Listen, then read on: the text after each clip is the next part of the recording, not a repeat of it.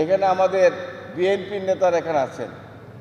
আমি আপনাদের কাছে একটা জিনিস ক্লিয়ার, আমি এর আগেও বলেছি, আপনারা জানেন নাটোরে গত 18 বছর আপনাদের এই যে ভ্যান, তারপরে টেম্পো পরিবহন, ট্রাক, মাইক্রো বিভিন্ন জায়গা থেকে যে টাকা চাঁদা আদায় হতো, আমি পরিষ্কার ভাষা বলে দিয়েছি, আওয়ামী লীগের নামে আওয়ামী লীগের এমপি, আওয়ামী লীগের নেতাদেরকে এই টাকার ভাগ গত 17 বছর মাসে মাসে নেতাদের বাড়িতে বাড়িতে পৌঁছে দেওয়া লাগতো।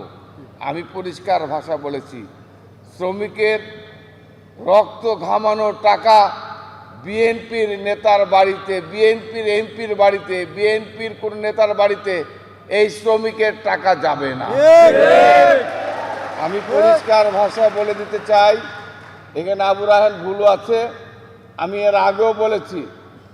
এবং নির্বাচন নিয়ে, এই শ্রমিক নির্বাচন, আমি পরিষ্কার ভাষা আজকে বলে গেলাম আজকের এই সমাবেশের মাধ্যমে, আপনারা নির্বাচন যত তাড়াতাড়ি হোক, আমি জানি এই নির্বাচন হয়তো বা অনেক সন্নিকটে বা কাছাকাছি, আমি চাই ওই ঘরে বসে থেকে না, নিয়ম অনুযায়ী এবং শিডিউল অনুযায়ী যেভাবে অতীতে আওয়ামী লীগের সময় যেটাই হোক না কেন নির্বাচন হচ্ছে, আমরা চাই ওপেন এবং সকল শ্রমিকের অংশগ্রহণের মাধ্যমে নাটোরের শ্রমিকদের যে সমস্ত সংগঠন আছে প্রত্যেকটা সংগঠনের ভোটের মাধ্যমে নেতা নির্বাচিত করতে হবে।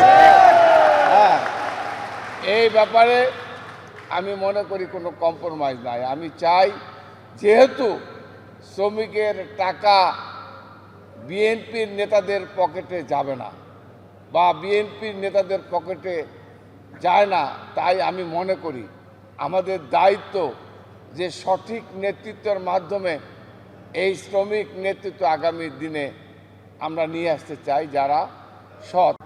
আমার শ্রমিক ভাইরা, আমি কৃতজ্ঞতা জানাই, বিগত 17 বছর আপনার শ্রমিক ভাইরা প্রতিবার আমাকে দাওয়াত দিতেন, আমি আপনাদের শ্রমিক দিবসের অনুষ্ঠানে উপস্থিত হতে পারিনি, কারণ স্বৈরা শাসকদের নিপীড়ন, নির্যাতন, অত্যাচারে আমরা এত বেশি নির্যাতিত ছিলাম যে আমরা একত্রিত হতে পারিনি। আমি নিজেও প্রধান অতিথি করার পর আমি উপস্থিত হতে পারিনি।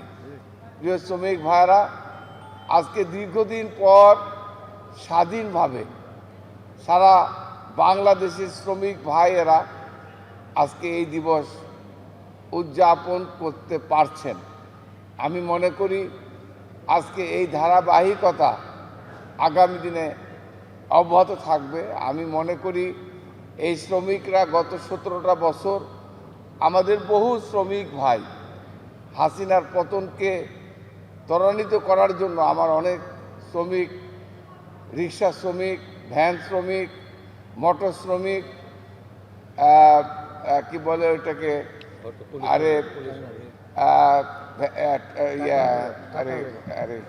মাইক্রো শ্রমিক এবং বিভিন্ন গার্মেন্টস শ্রমিক সহ যারা আন্দোলন সংগ্রাম করতে গিয়ে জীবন দিয়েছেন, যাদের রক্তের বিনিময়ে আমি বিশ্বাস করি যে এই ছাত্র গণ আন্দোলন যেটা হয়েছিল সবচেয়ে বেশি শ্রমিকের রক্ত রঞ্জিত হয়েছে ঢাকা শহর, এবং সবচেয়ে বেশি শ্রমিক মৃত্যুবরণ করেছে এই আন্দোলন হাসিনার পতন করতে গিয়ে। আমি আমার শীর্ষস্থ শ্রমিক ভাইদেরকে আমি স্মরণ করছি এবং আমি মনে করি আজকে এই শ্রমিকের এই রক্তই আগামী দিনে বাংলাদেশের এই গণতন্ত্রকে সমুন্নত রাখবে বলে বিশ্বাস করি। প্রিয় ভাইয়ের আমার, আপনারা জানেন আমাদের বর্তমান প্রধানমন্ত্রী 31 দফা উনি নির্বাচনের আগে প্রণয়ন করেছিলেন। এই 31 দফার মধ্যে বাংলাদেশের শ্রমিকের ভাগ্যের পরিবর্তনের জন্য অনেক অনেক গুরুত্বপূর্ণ পদক্ষেপ গ্রহণ উনি করেছেন। আমি বিশ্বাস করি যে আমার শ্রমিক ভাইরা যাদের ত্যাগের কারণে আজকে বাংলাদেশ পরিচালিত হয়, আমার সেই সমস্ত গার্মেন্টস শ্রমিক থেকে শুরু করে বাংলাদেশের সমস্ত শ্রমিকরা যেন তার শ্রমের মূল্য পায়, শ্রমের যথার্থ মূল্য পায়। আর এই জন্যই উনি পদক্ষেপ নিয়েছেন। আমি বিশ্বাস করি আজকে উনি সমাবেশের মাধ্যমে নতুন একটা ঘোষণা আসবে, যার মাধ্যমে এদেশের শ্রমিকদের ভাগ্যের পরিবর্তনের ক্ষেত্রে তারেক রহমান নতুন দিক নির্দেশনা দিবে বলে আমি বিশ্বাস করি।